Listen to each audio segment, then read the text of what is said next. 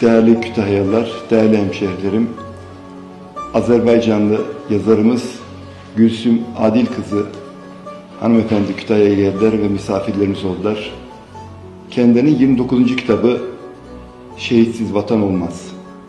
Bu bağlamda belediyemizi de ziyaret ettiler ve biz kendilerini ağırladık. 2 gündür kitabımızda kendileri ağırlanıyor ve şehitlerle ilgili çok önemli tespitleri de var. Sözü kendisine bırakalım. Değerli başkanımız, ben size teşekkür ederim. Eyüp ismi bana doğmadı, amcamın da ismi Eyüp olmuş. O yüzden kendimi doğmalarımın yanında hissediyorum. Ben Türkiye'ye çok yüreğimle gelirim. Çünkü bir millet, iki devlet olunca hep birbirimizin yanında olduk. Karabağ'ın zaferinde Türkiye'nin de böyük rol oldu. O yüzden her zaman Türkiye'ye biz borçluyuz. Ben her zaman söylemişim, bugün de söylüyorum. Hiçbir zaman şehitsiz vətən olmaz. Şehitler Türkiye'nin zaman zaman bütün illerinde olmuş.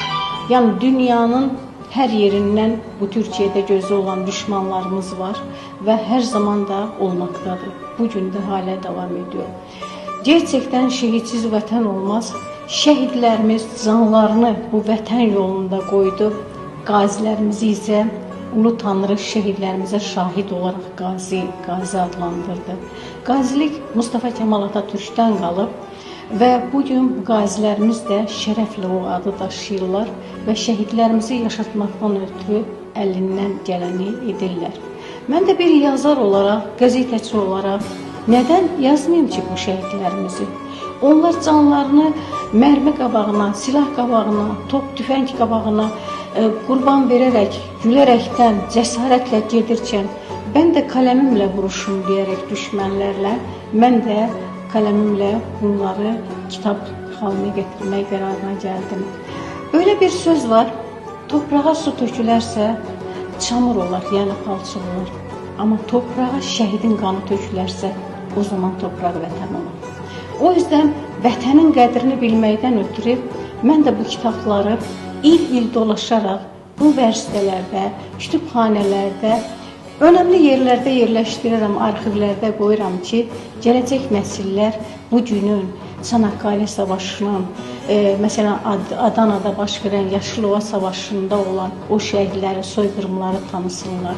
Ona göre hepimiz bir olarak sizi kimi değerli insanların sayesinde bu işi her zaman yaşatmalıyıq ve hayata geçirməliyik. Dün ben sizin adınızla çok gurur duydum. Gələndə başkanımız söyledi, belediye başkanımız sizi misafir etmiş. Gerçekten teşekkür ederim. Bu məni değil, bu şehide verdiğiniz değerdir.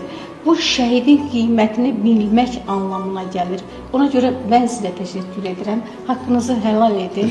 Allah razı olsun. Diyeceklerim bu kadar yani. Çok teşekkür ederim. Hepinize kalbi şükranlarımızı sunuyoruz. Şehitlerimiz ölmez, vatan bölünmez. Doğru. Bu kadar nettir. Doğru. Teşekkür ederiz. Teşekkür ederim ben de.